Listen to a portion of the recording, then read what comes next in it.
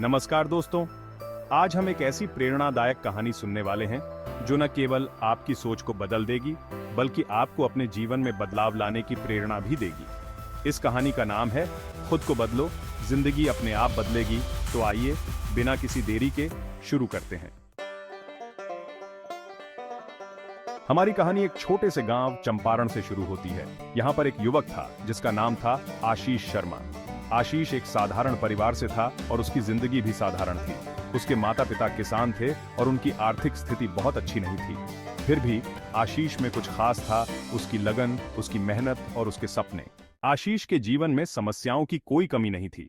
गांव के स्कूल में पढ़ाई पूरी करने के बाद उसने शहर जाकर उच्च शिक्षा प्राप्त करने का फैसला किया। लेकिन जैसा कि आप सब जानते हैं, शहर की जीवन शैली और वहां की चुनौतियां एकदम अलग होती हैं। आशीष को आर्थिक समस्याओं के कारण कई बार कठिनाइयों का सामना करना पड़ा। शहर में नौकरी की तलाश करते समय आशीष ने कई बार असफलता का सामना किया। उसका आत्मविश्वास डगमगाने लगा था और वह निराश होने लगा था। लेकिन यही वह पल था जब उसने खुद को बदलने की आवश्यकता महसूस की। एक दिन आशीष ने एक किताब पढ़ी जिसका नाम था खुद को बदलो, जिंदगी अपने आप बदलेगी। इस किताब ने उसकी सोच को पूरी तरह बदल दिया।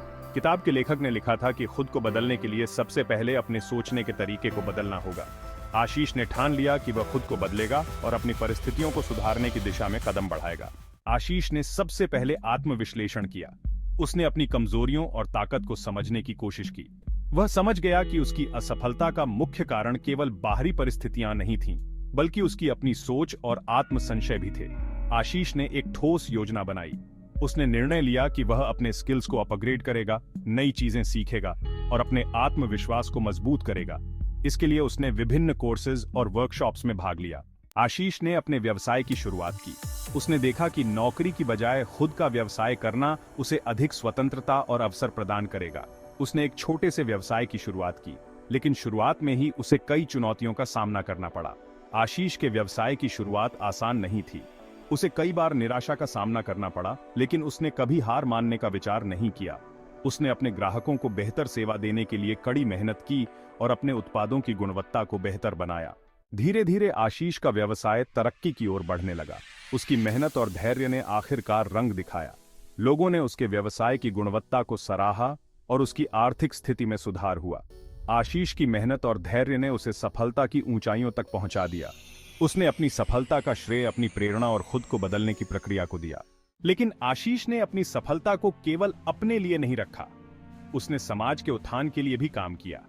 उसने गरीब बच्चों की शिक्षा के लिए एक फाउंडेशन शुरू किया और गांव में स्वास्थ्य और शिक्षा के क्षेत्र में कई महत्वपूर्ण प्रोजेक्ट्स की शुरुआत की।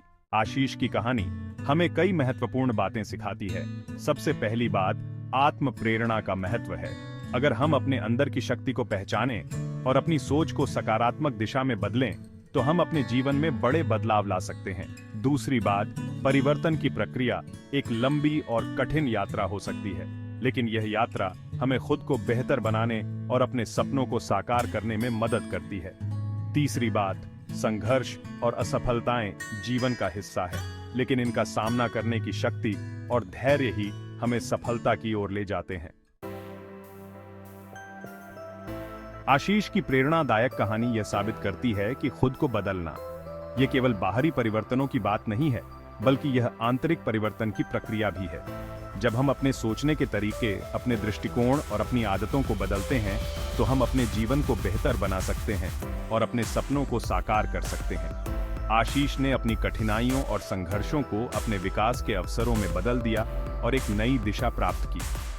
उनकी कहानी हमें यह सिखाती है कि खुद को बदलना हमारे हाथ में है और यह हमें न केवल व्यक्तिगत सफलता बल्कि समाज की भलाई के लिए भी प्रेरित करता है।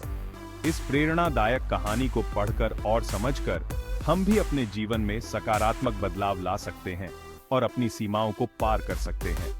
खुद को बदलें और अपनी दुनिया को एक नई दिशा दें। अगर आपको यह वीडियो पसंद आया हो तो कृपया लाइक और सब्सक्राइब करें और इस कहानी को अपने दोस्तों के साथ शेयर करें। आप हमें कमेंट में बताएं कि आपको यह कहानी कैसी लगी और कौन सी बातें आपके लिए प्रेरणादायक थीं। मिलते हैं अगले वीडियो में, तब तक के लिए धन्यवाद और शुभकामनाएं।